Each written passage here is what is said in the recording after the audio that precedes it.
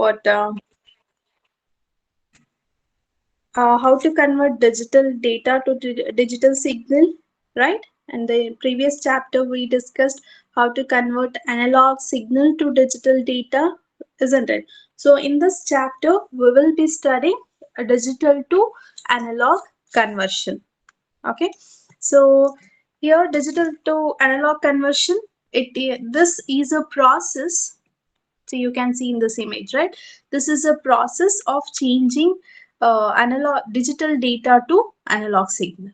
Okay, when you need to transmit digital data over the link, you may need to convert it to analog signal. Okay, so this topic we are going to study, and what are the methods followed to convert digital data to analog signal will be covered in this chapter. Okay, so as you can see in this image, the digital data, when it transmitted over the link, it will be converted into analog signal, and at the receiver end, again it will be converted back to the digital data. Okay, this process involves modulator and the demodulator at the receiver end. Okay, now how to convert this digital data to analog signal? Okay, so this conversion, a digital to analog conversion, is the process of changing one of the characteristics of an analog signal based on the information in digital data. Okay, so if you change one of the characteristics of the analog signal, then you can convert digital data to analog signal. Okay, so we'll see that in detail now. As I said, if we change one of the characteristic of an analog signal, you can convert digital to digital data to analog signal, right? Now what are those characteristics? So if I say characteristics, then it is amplitude of the signal, frequency of the signal, and phase of the signal. So these are the three characteristics of a sine wave, or you can say analog signal.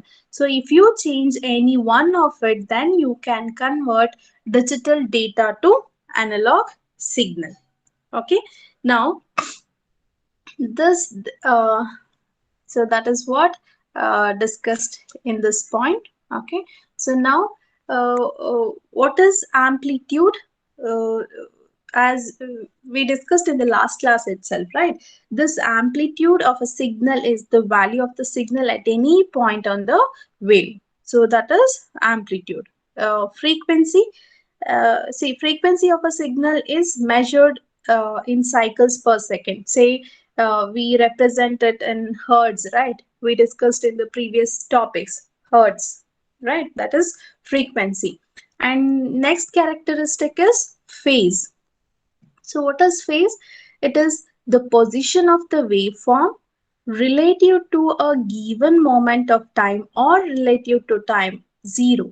So you can see here, actually this phase is between 0 to 360 degrees. You can see here, if I represent a sine wave like this, then it is a phase is 0 degree. If I represent a sine wave like this, okay, then it represents 90-degree phase.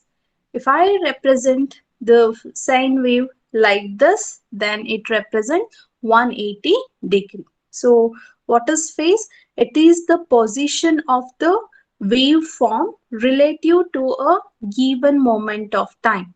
Then we call it as a phase of a signal.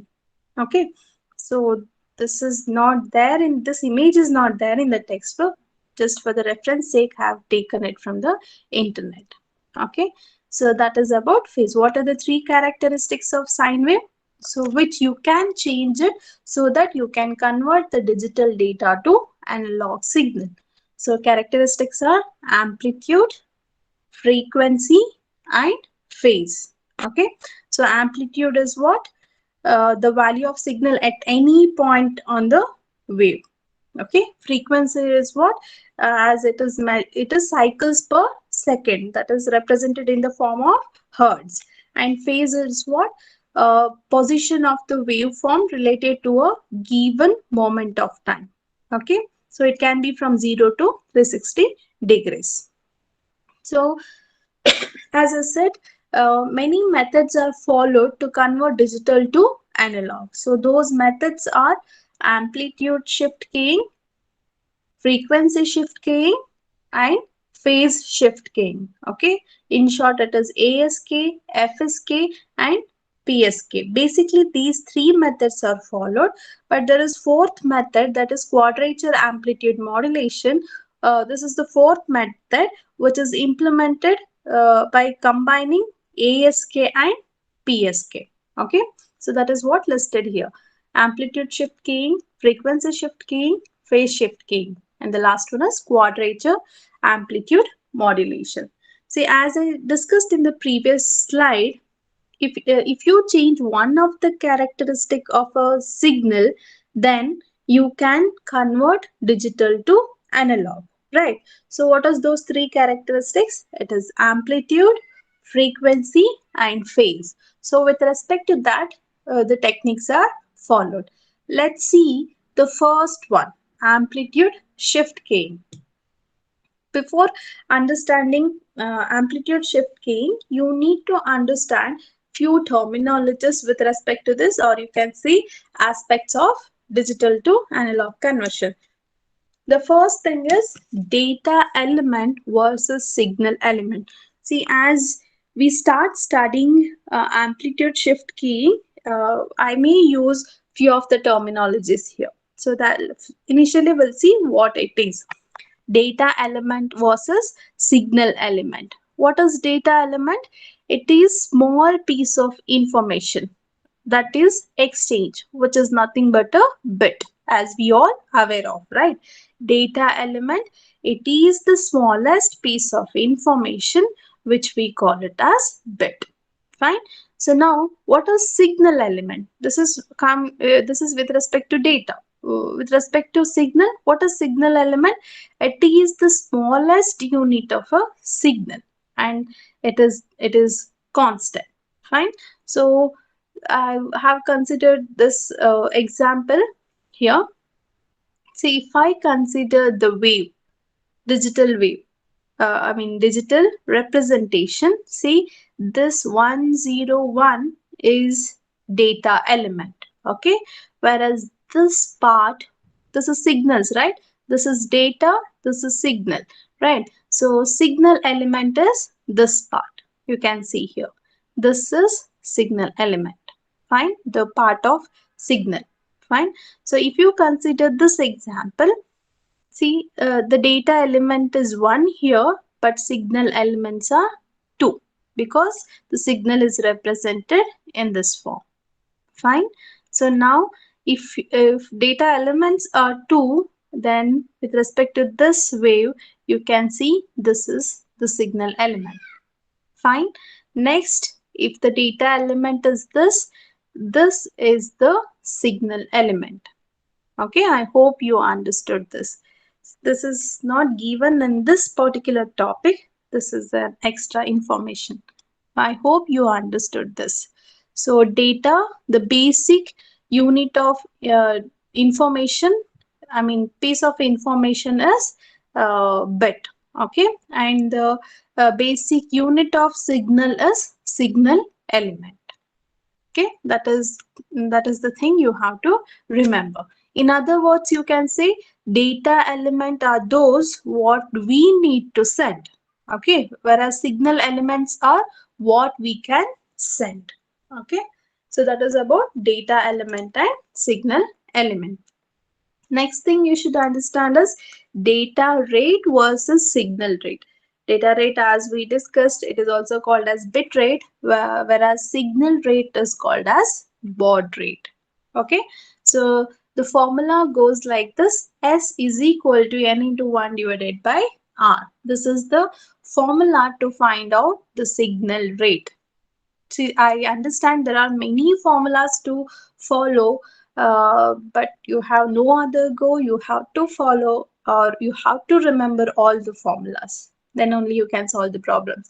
And problems are must in the subject data communication. Okay, so where n represent the data rate, which is expressed in the form of bits per second, and r is number of data elements carried in one single element. You can see here in this example, this represents r. In one signal elements, how many data bits are for what carried? That is what r value. See here for one signal element, 2 bits are carried, right? So that is what r value is. So R can be calculated by following the formula log L to the base 2, where L is the type of signal element. So we'll solve one problem under this, then you will understand, uh, the topic bit clear. Okay, so let's see the problem now. An analog signal carries, do you remember?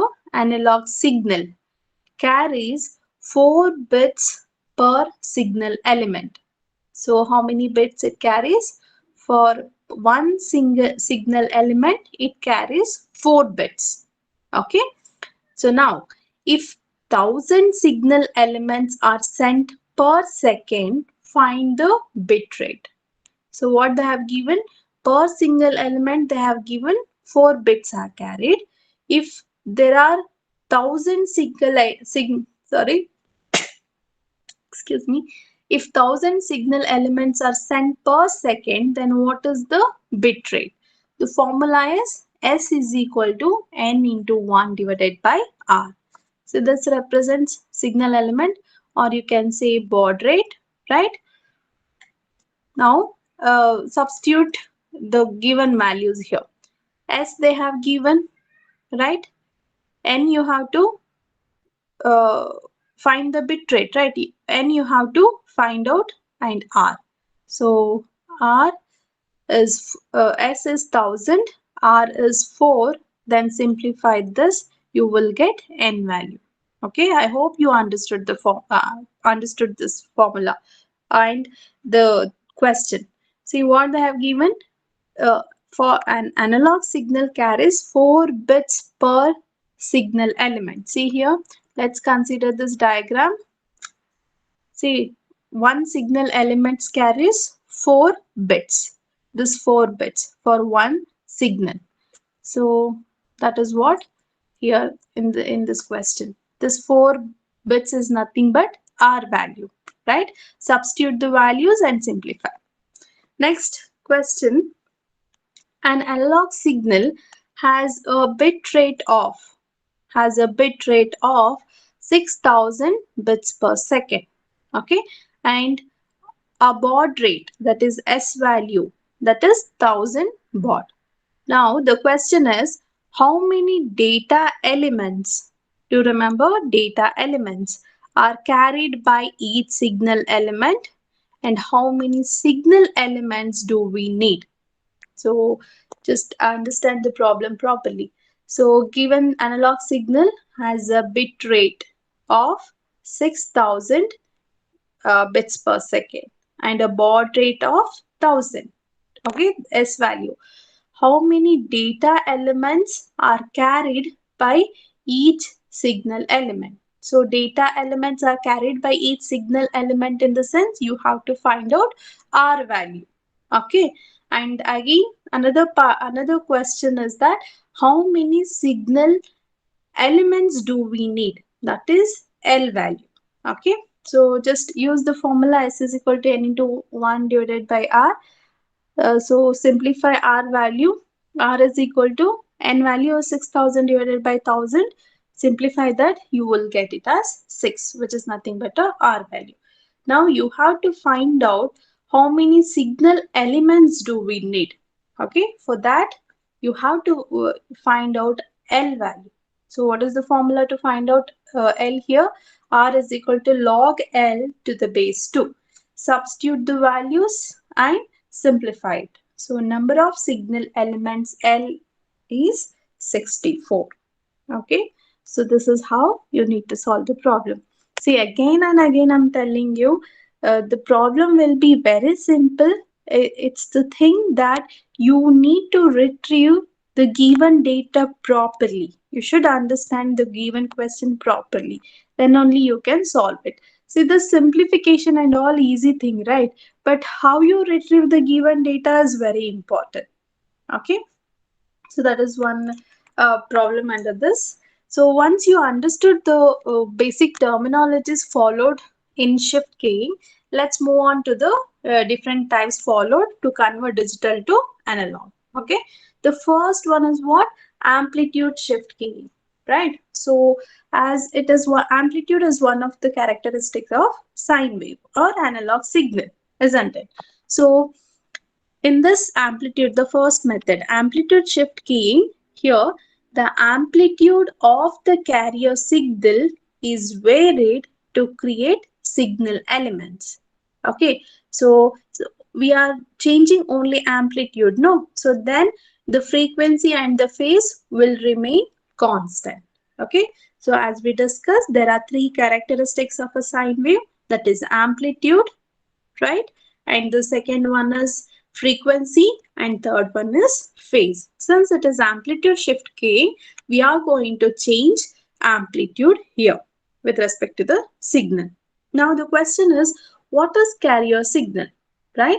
So in analog transmission, the sending device produces a high frequency signal that acts as a base for the information signal. So this base for the information signal is called as carrier signal. So you have to remember this. So whenever the data is, from the sending device, in the particular analog transmission, the sending device produces high frequency signal. Okay, that acts as a base for the information signal. So this base signal is called as carrier signal or carrier frequency. Okay. So if you change the amplitude of that carrier signal, then you can create or you can convert digital to analog. Okay.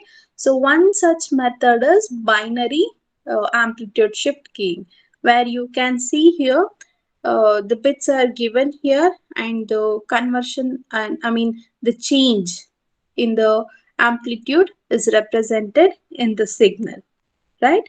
So here this is binary amplitude shift keying, or it is also called as on off keying. Okay, so here the peak of the amplitude of one signal is 0. See, you can see here this is one signal, the peak is made it as 0 here, another will followed as it is. So here you can see whenever there is one, the same amplitude is followed. Wherever there is 0, the amplitude will be made as 0. Okay, so this is binary amplitude shift keying. So with respect to this binary amplitude shift keying, the bandwidth is given as 1 plus d into s. B is equal to 1 plus d into s, where s is the signal rate, b is the bandwidth, and d will take the value from 0 and 1. Okay, so just remember this image, this wave representation or signal representation, then you can explain the binary amplitude shift key. Okay, and remember the formula. B is equal to 1 plus D into S, where S represents signal rate, B represent bandwidth, and D can get the value from, it can range from value from 0 and 1. Okay, next method is frequency shift keying. Okay, as name says, it is frequency where we are going to change the frequency here, and all other, two other characteristics will remain constant, that is amplitude and phase. Okay, so in this method uh, the frequency of the carrier signal will be changed. Okay, so one such method here given as binary frequency shift key. Okay, so here if you consider this image, you can understand this. See here, uh, 1 is represented like a normal one, and for 0 you can see the frequency is changed, right? So other characteristic, that is amplitude and the phase, will remain as it is. Okay, so here this represents 1 and this represents 0. So here FSK, that is frequency shift keying, will be considered as 2 amplitude shift keying. Okay, so here the difference between two frequencies f1 and f2 is 2 delta f. So the bandwidth can be calculated for this signal as 1 plus d into s plus 2 delta f.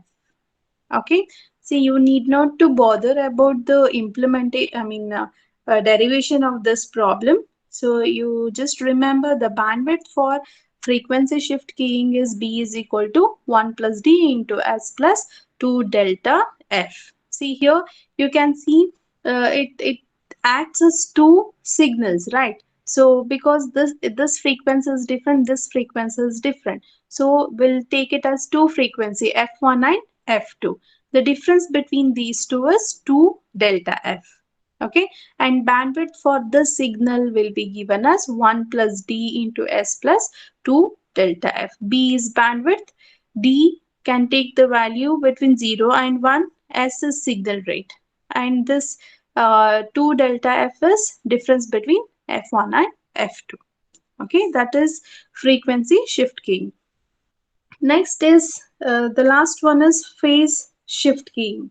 Okay, so as name says here, the phase of the carrier will be varied. Uh, Two other characteristic, that is amplitude and the frequency, will not change. It remain constant.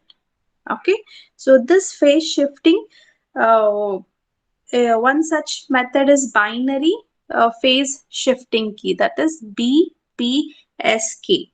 Okay, here you can see here we have only two signal elements. Okay, this one and this one with phase 0 and other with 180 degree. See here, this is phase 0, the normal wave, right? So the next wave is what? It started from here. It means the phase is 180 degree. See, as you can see in this example which we discussed earlier about phase. See here, see 180 means it starts from here. Zero, phase 0 means the wave will be like this. Okay, so in binary phase shift keying, we follow two signals, that is with phase 0 and phase 0 degree and phase 180 degree. We have only two signals. Okay, one with phase of 0 degree, one with phase of 180 degree. Okay, so other two characteristic, that is amplitude and frequency, will remain constant. Only phase will change. Fine.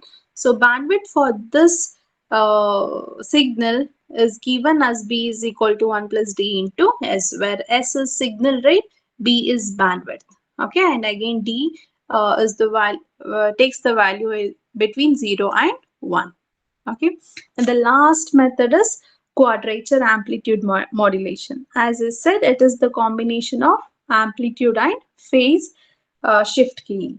So that is all about different types or methods followed to convert digital to analog conversion.